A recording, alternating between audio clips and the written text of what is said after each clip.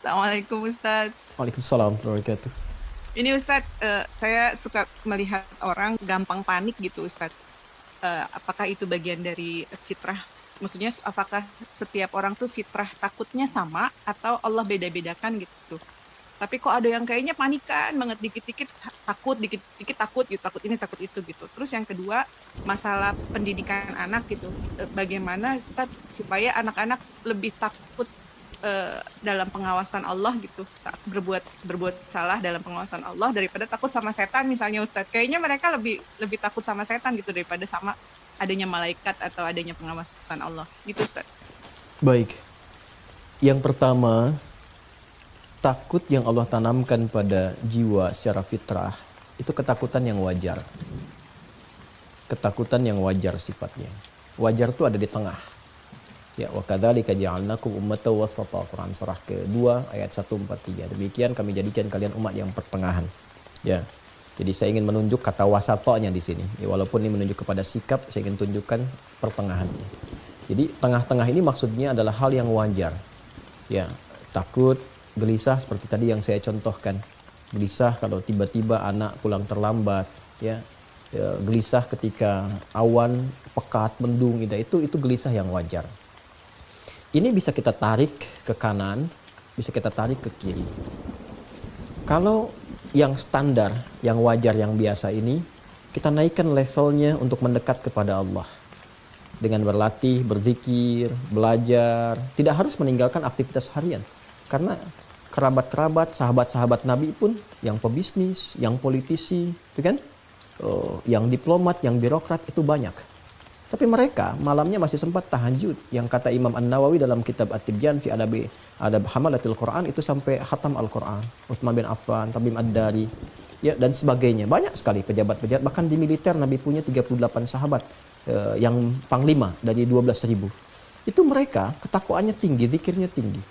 Nah, mereka naikkan levelnya dari yang wajar menjadi tinggi. Sehingga harapannya dengan itu semua selalu ada dalam perlindungan Allah Subhanahu wa Ta'ala.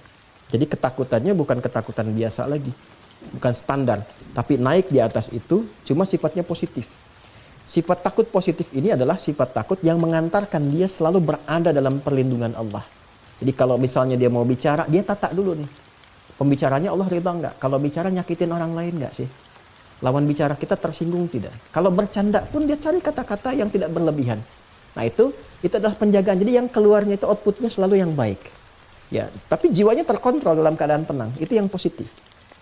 Kalau negatif, dari yang wajar tadi yang tengah-tengah, itu terbawanya apa yang disebut dengan sekarang dengan anxiety itu.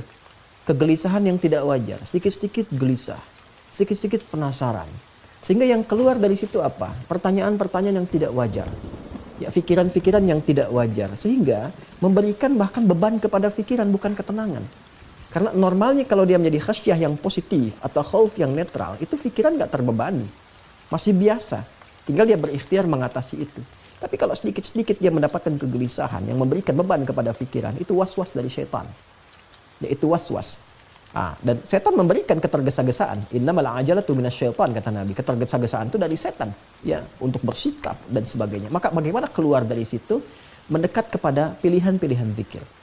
Ya, yang pertama adalah membangun kekuatan keyakinan dengan Allah. Berlindung, kata Nabi, kepada Allah dari godaan setan. Anda bisa mengatakan satu di antara doa yang Anda bacakan, Rabbi inni a'udzubika min hamazatis syayatin wa a'udzubika rabbi ayyahdurun. Jadi kalau sedang hadir kegelisahan-kegelisahan, apa yang orang kenal dengan anxiety misalnya, ya, kegelisahan yang tidak wajar, yang tadi saya sampaikan ke aspek ke sebelah kiri, maka segera permohon kepada Allah berlindung. Ya Allah, aku berlindung kepadamu dari kehadiran setan yang memberikan was-was dan kegelisahan yang tak wajar. Ya kan?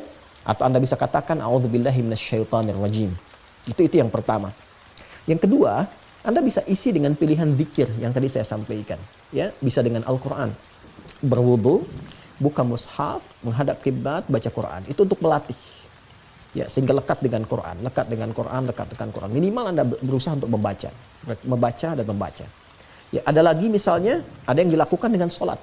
Ya, ambil wudhu, sholat 2 rakaat, ya, sholatnya sholat wudhu misalnya bisa setelah wudhu sholat atau sesuai dengan waktunya, ya, atau hal tertentu yang Anda bisa inginkan, boleh. Ya, Anda kemudian sholat di situ minta ketenangan kepada Allah, boleh. Ya. Ada lagi misalnya Anda cukup mengatakan zikir-zikir yang agung, La ilaha illa anta subhanaka inni kuntu minadh dhalimin. Ya, atau saya ajarkan doa ini untuk menenangkan hati. Ini doanya tersambung secara ma'thurat. Ya.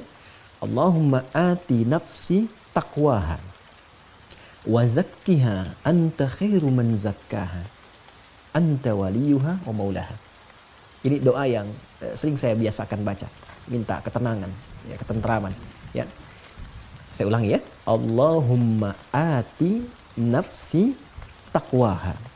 Duhai Allah, anugerahkan kepada jiwaku pengendalian dalam takwa. Wa zakkiha anta khairu man zakkaha. Dan bersihkanlah ia dari segala gangguan dan kotoran, karena engkaulah yang maha untuk melakukannya. Anta waliyuha wa maulaha. Engkau pemilik dan pengendalinya. Saya ulang ya. Allahumma ati nafsi taqwaha wa zakkiha anta khairu man zakkaha anta waliyuha wa maulaha. Itu doa asalnya. Kalau dihadapkan pada situasi yang besar yang berpotensi melahirkan kegelisahan, ini bukan muncul dari kita tiba-tiba, tapi hal yang besar yang akan kita hadapi, menghadap seseorang, menghadap ini, dan berpotensi kita agak khawatir atau takut, maka baca doanya Nabi Musa. Ya, yang di surat Thaha itu, Rabbi syrahli sadri wa yassirli amri wahlul 'uqdatam min lisani yafqahu qawli. Nah, itu diantaranya. Sedangkan yang kedua, bagaimana menanamkan rasa takut kepada anak. Anak itu bening, jernih, dan hanya mendapatkan pantulan dari lingkungan sekitarnya. Itu yang kata Nabi, kullu mauludin yuladu 'alal fitrah. Setiap yang lahir itu berada dalam fitrahnya. Jadi anak itu baik, bersih, bening, gitu kan? Nah, kemudian juga cenderung kepada kebaikan. Tapi fa'abawahu, lingkungan sekitaran, yuhawidani au yunassirani au yumajjisani, memberikan pengaruh kepada dia. Nah, maka hal terbaik kata Al-Quran, ya Al-Quran dulu, menjadikan anak itu dekat dengan Allah, takut kepada Allah yang positif tadi itu, bentuk lingkungan di keluarga yang baik. Orang tuanya dulu praktekkan. Ya, sholat berjamaah sama-sama, ayah jadi imam, ibu ada di situ, anak melihat, mencontoh. Ngaji Quran, ngaji dulu bareng-bareng. Jadi kalau orang tuanya minta, tapi orang tuanya nggak pernah ngaji, anak akan melihat. Itu yang dimaksudkan. Jadi lingkungan ditata, soleh dulu. Itu spirit Quran surah ke-3 Ali Imran ayat 35 sampai 37.